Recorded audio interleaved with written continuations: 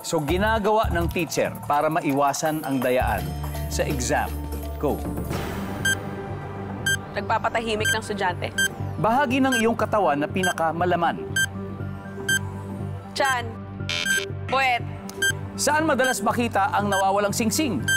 Sa gilid ng kama. Oh my God. Pinaglumaan ng iyong kapatid na ipinamana sa'yo. Damit.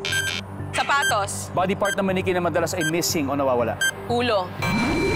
Let's go, Abby. 71 points. Yun ang kailangan natin. Abby, so ginagawa ng teacher para maiwasan ang dayaan sa exam. Ang sabi mo, magpapatahimik. Yes. Ang sabi ng survey, Good answer. ang top answer ay 1 seat apart. Bahagi ng katawan na pinakamalaman. Ang sabi mo ay puwet. Ang sabi ng survey, Top answer. Top answer. What? Ang top answer ay hita. O thigh. Hita. Hita. Sorry naman. Saan madalas makita ang nawawalang singsing? Sabi ni Abby, sa mga gilid ng kama.